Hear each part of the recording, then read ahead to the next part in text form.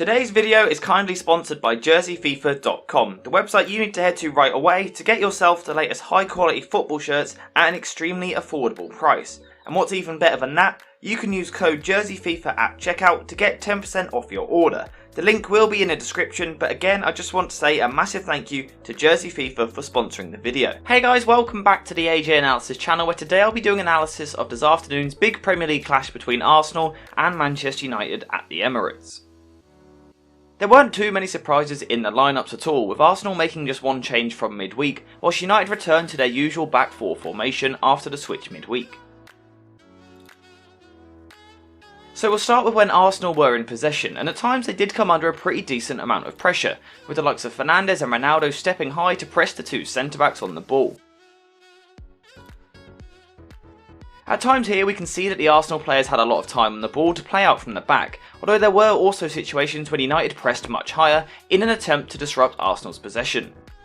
In these situations I actually thought that Ramsdale had a pretty poor game with the ball at his feet, and this gave United some opportunities where they won the ball high up the pitch in some really dangerous areas. Despite this, there were still plenty of situations when Arsenal were able to play out from the back, from where they then looked to build possession in a 2-3 shape, whilst the left back pushed slightly higher. Again, it's the shape that we can see here, with the centre-backs having plenty of time on the ball in the middle third, and as a result it meant that Arsenal were able to dominate the ball for large periods of the first half in particular. Players like Xhaka and Elneny in midfield obviously also played a big part in this possession phase, and I thought that both of them put in a very mature performance at the heart of the Arsenal midfield. From here, one player that played a massive role for Arsenal was Nketiah up front, and he regularly done an excellent job of dropping into much deeper areas in the centre to pick the ball up in the midfield.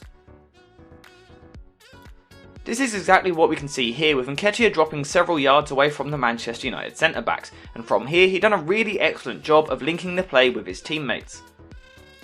Nketiah's performance may go slightly under the radar because he didn't grab the goals like he did against Chelsea, but personally I thought his performance was much more impressive and also more well-rounded.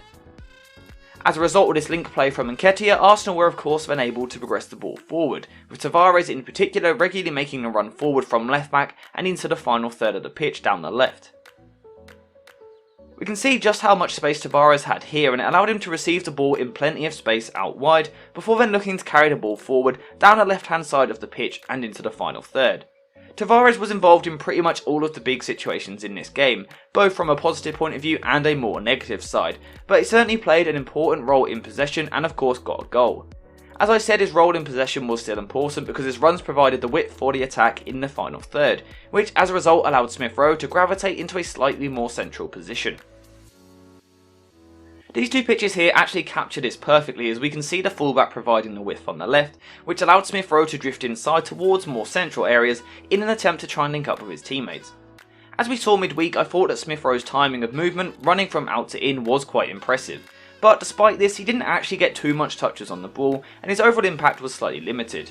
Fortunately for Arsenal, they also had another method of ball progression which came down the right hand side slightly, with Odegaard regularly dropping into space in the midfield in order to receive the pass. Odegaard's awareness to find his space is up there with some of the best players in the league at the moment, and it allowed him to get the ball in these pockets of space before then progressing the ball further forward.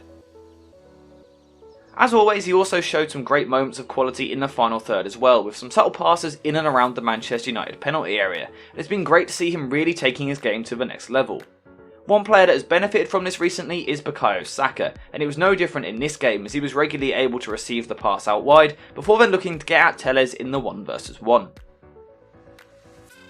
Again, Saka did an excellent job of providing the width for the attack down his right hand side in the final third, and when in these situations it just always looked like he had the beating of the Manchester United fullback. As always, Saka was one of Arsenal's most exciting players to watch, and he was a massive threat throughout the game, once again scoring his penalty, although there will be a few concerns after he went off injured. Overall, Arteta will be extremely pleased with the final result, as his team was able to take all 3 points as the race for a spot in the top 4 continues, but despite this I still think there is room for improvement in the team. And I think if this Arsenal team is to improve, then they need to develop more of an ability to take control of the game in these big matches against the harder sides, but the result was the most important thing. So now it's time to look at the away side as we dive into what Manchester United looked to do in possession, and in their own defensive third we regularly saw the two centre backs splitting into a slightly wider position. The big news was of course the change at the heart of the defence, with Lindelof and Varane both starting the game. We can see them splitting slightly wider here to create a better passing angle for De Gea to play out from the back. Despite the calls for change in the defence, the centre-backs really didn't cover themselves in glory, with Varane in particular really struggling at times, and it just adds another side to the current United centre-back issue. But back to this particular game, and from here we then saw the United centre-backs moving the ball wide to the full-backs, where United were then faced with an extremely intense press from Arsenal in these wider areas. This is exactly what we can see here, with players like Saka and Odegaard quickly looking to get into these wide areas to apply pressure on the Manchester United fullbacks, and Man United really struggled to deal with this. One of the main reasons for this was simply the performance levels of certain individuals, with Telles in particular really struggling to play out under pressure, and he simply overturned possession far too often. Despite this, United still occasionally found their way through this press, and no surprise the key man was Cristiano Ronaldo, and he'd done a simply incredible job of dropping into these deeper areas to receive the pass. We can see Ronaldo's intelligence here as he noticed the space out wide before dropping deep to make himself available for the pass, and this allowed him to get the ball before then looking to turn and play forward. For me, Ronaldo was by far the best player on the pitch, and it really showed the level of performance that he can produce when he is given sufficient time to rest and recover, because he was pure class throughout. As I said, this created a way for United to play forward, with Ronaldo getting the ball deep before then playing the pass in behind for Ehrling to run onto, and he seemed to have the beating of Tavares for most of the game. If we go back to the scenario that we were looking at just a few moments ago, we can see Ehrling looking to make this run in behind the defence, and his rapid acceleration allowed him to really stretch the Arsenal back line. Unfortunately for him, he just lacked that real bit of end product and quality. He'd done a brilliant job of getting into these areas, but the Arsenal defence done a good job of recovering to put a tackle in and stop him. As well as playing quite direct, there were also some situations when United were able to take slightly more control of the game, from where they looked to build possession in a 2-3 shape in the middle third of the pitch. That's what we can see in this picture here, although you'll notice that I'm only showing one picture, and that's because it didn't happen too often, as the game was largely played at quite a frantic pace, bypassing the midfield. As a result, it just meant that the Manchester United midfielders struggled to really ever get a grip on the game, with McTominay and Matic both having little time on the ball in these central areas of the pitch. As a result, United looked instead to focus the play out wide, and their main aim was to get the ball out towards Jadon Sancho, who then regularly looked to carry the ball forward, really looking to get at his man. We saw Sancho in situations like this time and time again, and he was really positive with his play as he looked to play on the front foot, and his dribbling was a joy to watch, and perhaps he should have won a penalty. Despite the somewhat questionable decision from the referee, Sancho was still absolutely brilliant from pretty much the first minute, and he was one of the few United players that really looked like they wanted to take this game to Arsenal.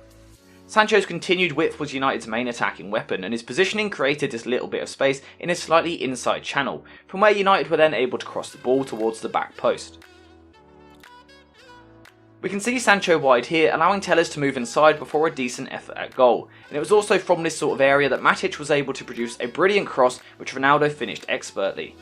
Again, as I said earlier, Ronaldo was Manchester United's best player on the pitch, and it was no surprise to see him taking this chance expertly, keeping his composure to finish past the keeper, and again he showed his quality. But unfortunately the same can't be said for the rest of the Manchester United team, with a few specific players putting in really poor performances, and I must say that Bruno Fernandes was one of those individuals that just failed to deliver any real end product near the final third. Overall, it was a brilliantly entertaining game between two sides battling it out for a spot in the top 4 and Champions League football next season, and as we know, Arsenal were the team that came out on top with a few very good finishes which gave De Gea no chance. Despite this, as I said earlier, I do think that Arteta will be slightly disappointed with certain sides of his team's performance, but again the most important thing at this stage of the season is the points, and Arsenal collected all 3, and this pretty much means that Manchester United's season is over. They're probably now too far away from the top 4 to make a late push, and for them this is just a season that needs to end sooner rather than later. Thank you guys for watching, and I'll see you in the next one.